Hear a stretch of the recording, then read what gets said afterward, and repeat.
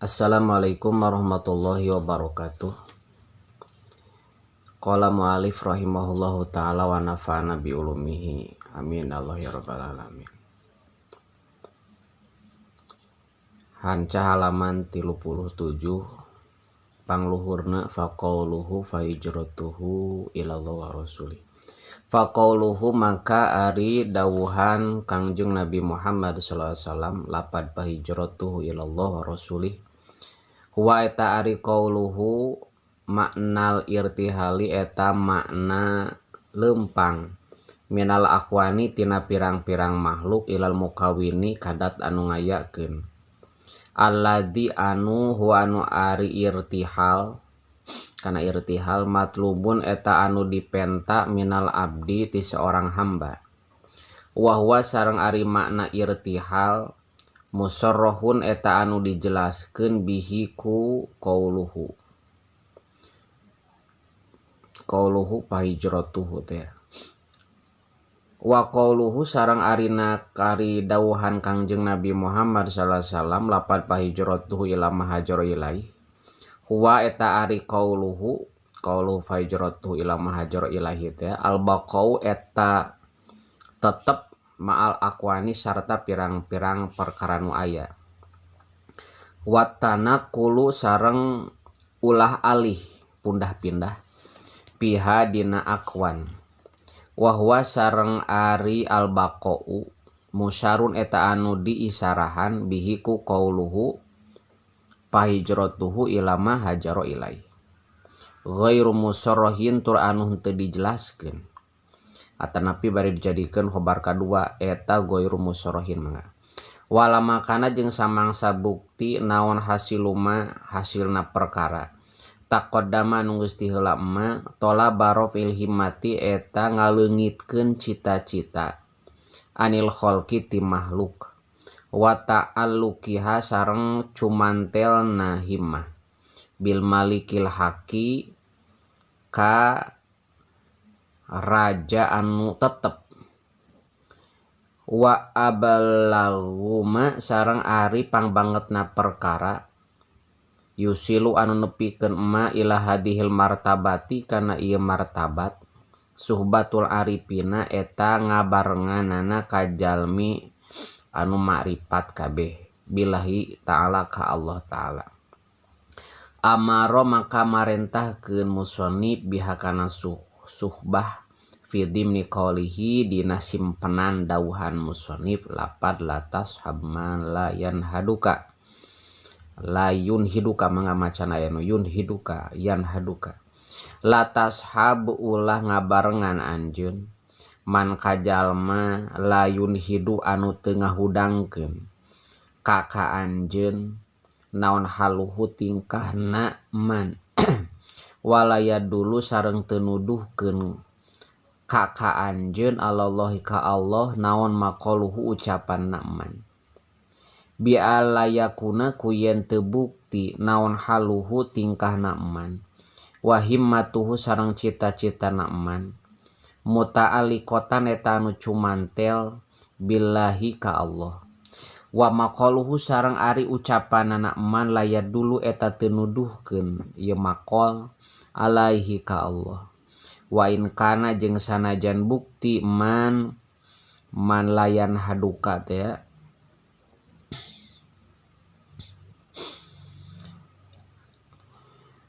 mana bieu teh minal ubadi eta ti saparihna pirang-pirang hamba wa zuhadi sareng pirang-pirang zuhad anu zuhud fasuhbatuhu ta ari ngabarenganana ka ieu man layan haduka haluhu man layun hiduka haluhu lil muridi pikeun murid manhyun eta anu dicegah anu dilarang naon anha ya suhbah bikhilafi suhbati man kalawan beda sareng ngabarenganana ka jalma yun hidu anu ngahudangkeun ka anjeun naon haluhu tingkahna man waya dulu sareng nuduhkeun ka anjeun allahi ka Allah naon maqaluhu ucapanna man bi antakuna kuyen kabuktian naon himmatuhu cita-citana eman muta'alliqatan eta anu cumantel billahi ka Allah murtafiatan tur anu leungit anil makhlukina ti makhluk kabeh layal jauh henteu ngungsi fi hawa ijihi dina pirang-pirang pamaksudanana atawa pasejaanana kabutuhna dina pirang-pirang pangabutuhna eman ila ilallahi ta'ala kecuali ka Allah ta'ala wala yatawakkalu sareng teu tawakal man fi umurihi dina pirang-pirang urusanana man ila alaihi kecuali ka Allah subhanahu wa ta'ala qad sakoto nyata leungit saha anasu manusa min ainihi tina dua socana man min ainihi tina socana man fala yaro maka teu ningali man minhum ti enas doron kana masihan madarat wala naf'an sareng teu masihan manfaat wasakotot sareng leungit naon nafsuhu awakna man min ainihi tina socana man pala yusahidu maka henteu nyaksi man laha kana nafsuhu pi'lan kana gaduh padamelan walayak di sareng henteu nyumponan man laha kana nafsu hadon kana bagian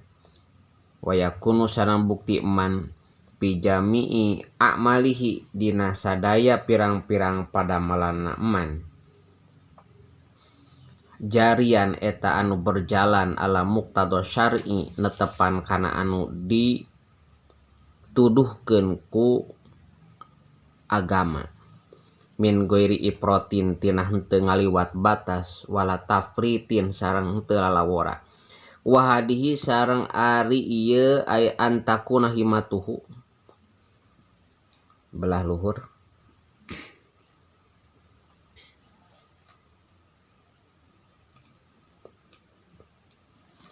sifatul arifina eta sifatanana jalmi-jalmi anu marifat kabeh billahi ta'ala ka Allah ta'ala fasuhbatuman tah ari ngabarenganana kajalma hadihi anu ari ieu sifat haluh eta tingkahna eman wa in qolat jeung sanajan saeutik naon ibadatu ibadahna eman wa nawafiluhu jeung salat sunatna eman makmurun eta anu diparentahkeun naon bihaya suhbah lil muridi pikeun murid li annaha karana saestuna wanawafiluhu teh wanawafiluhu sareng pirang-pirang padamelan sunah gitu wa in qolat ibadatuhu wa nawafilu sareng pirang-pirang padamelan sunah man eta makmurun biha kana suhbah biha naon biha suhbah lil muridi li ana kana saestuna suhbah jalibatun eta anu narik likuli paidatin kana saban-saban paidah diniatin bangsa agama wa dunyawiyatin sareng anu bangsa dunia idi topmu karana ari watak yasriku eta maling eta sok maling tobu mina tobi tina watak anu sejen bihila piman kalawan beda jeung jalma lam yakun anu teu bukti eman ala hadal waspi eta netepan ieu sifat wa kana sareng bukti naon sa'nu tingkahna eman al muamalata zahirata eta nyambut gawe anu zahir nyambut gawe itu logatna la goiru henteu salianti muamalah fala yarat fala faidata atuh teu aya faidahna eta tetep bisobatihi dina ngabarenganna malam yakun ala hadal waspi teh ya tumala yakhlu tuluy henteu samar naon ima yakuna bohyen bukti man lam yakun mislaka eta patar anjeun falayahsul atuh teu hasil falayahsulu atuh teu hasil laka pikeun anjeun min suhbatihi tina ngabarenganana kaitu man lam yakun naon dororun kamadaratan wa imayakuna jeung boh yen bukti man lam yakun teh dunaka eta sanapeun anjeun wa huwa sareng ari mandunaka ma eta perkara asyara anu partu isyarah musannif ilaihi kana ma biqaulihi kudauhanana musannif. Dawan musannif rubama kunta musian fa'arokal ihsana minka. Rubama kunta terkadang bukti anjeun musian eta anu midamel kagorengan. Fa'aro teras mereningali kaka anjeun al ihsana kana gawe kaalusan minka ti diri anjeun sasuh batuka anu ngabarengan ka anjeun.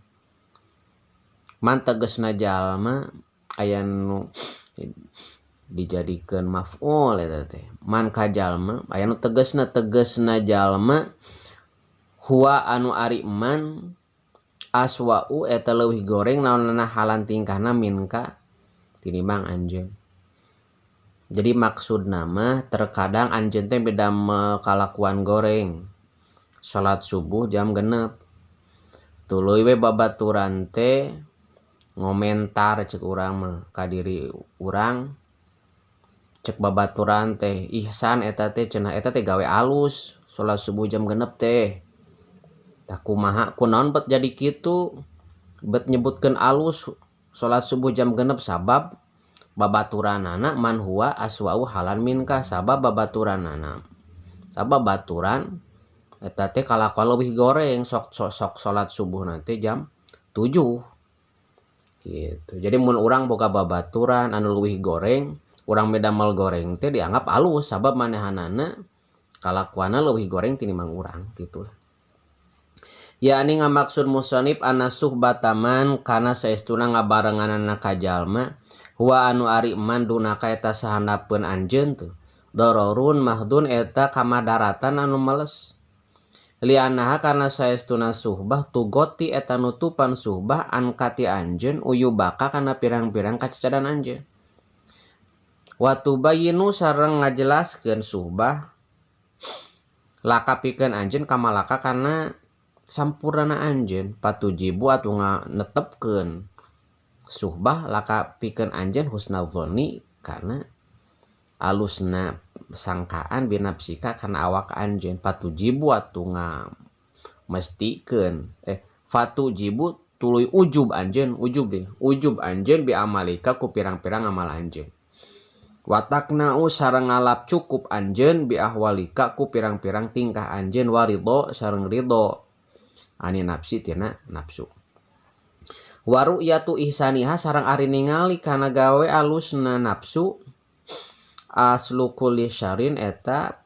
pokokna sadaya kaawonan pain arodta tah lamun ngamaksud anjeun wala budak sareng mesti antashaba kana yen ngabarengan anjeun man kajalma layun hidu anu teu ngahudangkeun ka anjeun naon haluhut tingkana man walaya dulu sareng teu nuduhkeun ka anjeun allahi ka Allah non maqaluhu ucapanna man pashab tah kudu ngabarengan anjeun mislaka kapantar anjeun hatta takuna saengin bukti anjeun pisuhbatihi dina ngabarenganana kaman mislaka lalaka eta teu manfaat pikeun anjeun wala alaika jeung teu marat ka anjeun. Jadi lamun teh mah anjeun moal ngabarengan ka jalma anu teu bisa ngahudangkeun tingkahna ka anjeun jeung teu bisa nuduhkeun ka Allah ucapanana maka soke barengan ngabarengan kababaturan anu baturanana teh pantar anjeun gitu. Jadi ulah sahanapeun anjeun boga baturan teh gitu. Tapi anu sapantar we jeung urang anu akur engkena urang moal menang manfaat moal menang madaharat engkena mun hayang-hayang teuing mun eueuh teuing mah anu saluhureun urang. Summa i'lam tuluy kudu kanyaokeun ku anjeun ana suhbatahu kana saestuna ana suhbatal arifin teu ayahaan ana suhbatal arifin kana saestuna ngabarenganana ka jalmi-jalmi ma'rifat fi na teu aya ya teh. Ala kisma ini langsung. Ala kisma ini eta netepan kana dua bagian. Suhbati irodah tegesna ngabarengan anu ngamaksud usul. Ngabarengan anu ngamaksud usul. Wa suhbati tabarukin sareng ngabarengan ngalap barokah. Pasuhbatul irodah maka ari ngabarenganana anu ngamaksud usul ka Allah. Ya eta ari suhbah. Alati eta anu yustarotu disyaratkeun lahapikeun lati naon asyurutu pirang-pirang syarat al ma'rufatu anu dikanyahokeun alati anu hasiluha anu hari hasilna lati antakuna eta yen bukti sal murid ma'asaihi saratana guru kal mayit eta sapertikeun mayit baina yadail gosili dipayuneun jalma anu ngadusan wasuh batu tabaruki sareng ari ngabarenganana ngalap berkah ya eta ari suhbatul tabaruk alati eta anu yakun wanu bukti naon al qasdu pamaksudan bihakulati adhula eta asub jadi khobar yakunu adhula eta asub ma'al qaumi sarta kaum watazia sareng make papaes bizihim ku papaesna kaum keula mana pail nanya watazia sareng make papaes ma'al qaumi watazia jeung make papaes gitu bizihim ku papaesna kaum wal intidoma sareng narima nyusun fisil ki akdihim dina runtuyan kongkorongna kaum wahada sareng ari duhul layul zimu eta teu ngamestikeun hada bisuruti subati kana pirang-pirang syarat babarengan wa inna yumaru jeung pastina diparentah jalma ka jalma biluzumi hududi syar'i kana netepan pirang-pirang hukum agama wal alahu sareng mudah-mudahan jalma atau lapisi murid jalma bimukholatoti ta'ifati ku nyampuranana kagolongan ta'udu eta narik alaihi ka murid naon barokatuhum barokahna ta'ifah wa yasilu sareng tepi murid ilama kana perkara wasulu anu geus tarepi ta'ifah ilaihi kana ma wallahu alam sakitu lah sali-sali tuh